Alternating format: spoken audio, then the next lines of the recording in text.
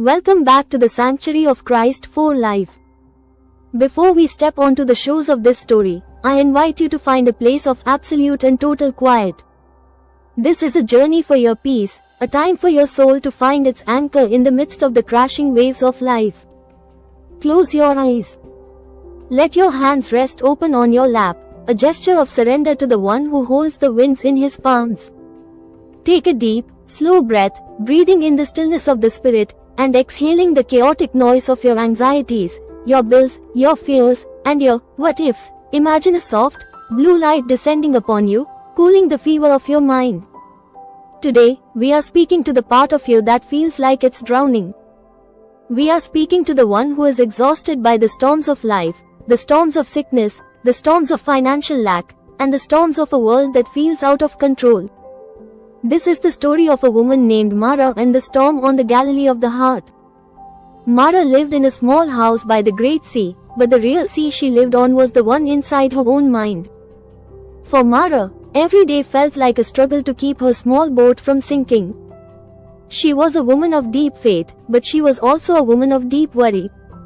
She worried about the future of her children. She worried about the evil influences that seemed to lurk around every corner of her village. She worried about the dwindling oil in her lamp. Her mind was like a weather vane in a hurricane, spinning wildly with every piece of bad news. She felt that if she didn't worry, if she didn't stay hypervigilant and anxious, something terrible would happen.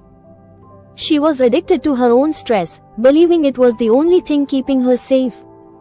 One evening, the Master, the one she called Savior, invited her and a group of disciples to cross to the other side of the lake. The water was glass calm as they set out. Mara sat in the back of the boat, watching the Master. He looked tired from a long day of healing and teaching. He climbed into the stern, laid his head on a cushion, and within minutes, he was fast asleep. Mara felt a twinge of envy. How could he sleep when there was so much to be done? How could he be so still when the world was so broken? As the sun dipped below the horizon, the sky turned a bruised, angry purple. Without warning, a mega storm, a wind from the mountains, descended upon the lake. In an instant, the glass-calm water turned into a churning wall of white foam. The waves began to break over the sides of the boat. The disciples, many of them experienced fishermen, began to panic. They screamed as they bathed water, their faces pale with the terror of death. Mara felt the familiar storm of the heart rise up to meet the storm outside. Her heart hammered against her ribs like a trapped bird. Her breath came in short, jagged gasps. She looked at the Master, expecting him to be standing, commanding the crew, or at least looking as worried as she was. But he was still asleep. The waves were washing over him, the boat was filling with water, and yet, the King of Kings remained in a state of absolute, divine rest. Unable to bear the silence of God in the middle of her crisis, Mara ran to him. She grabbed his shoulder and shook him, her voice a shrill cry over the howling wind. Master, don't you care that we are perishing? Don't you see the waves? Don't you see the death? Don't you see the evil that is rising against us? Wake up and save us. The Master opened his eyes. He didn't wake up in a panic. He didn't look at the waves with fear. He looked at Mara with a look of such profound peace that, for a split second, the wind seemed to quiet just to hear him breathe. He stood up slowly, his robe heavy with water. He didn't look at the disciples, he looked at the storm as if it were a disobedient child. He didn't shout, he simply whispered two words that have echoed through the centuries. Peace, be still. In that heartbeat, the miracle happened. The wind didn't just slow down, it died. The waves didn't just recede, the lake became as smooth as a mirror, reflecting the stars that had just appeared through the clouds. The only sound was the gentle lap of water against the wood of the boat. The Master turned to Mara and the others. His voice was gentle, but it carried the weight of a rebuke. Why are you so fearful? How is it that you have no faith?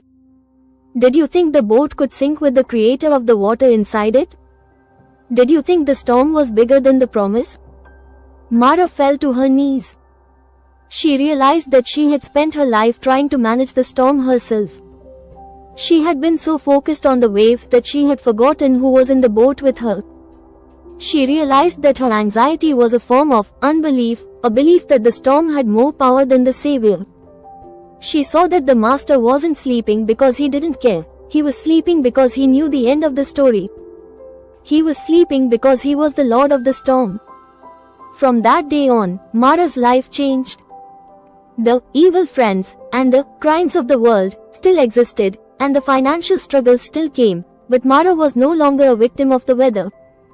Whenever the clouds began to gather in her mind, she would close her eyes and visualize the Master sleeping in the stern of her heart. She learned the sacrament of silence. She realized that her reliance was not on her ability to bail water, but on his ability to speak peace.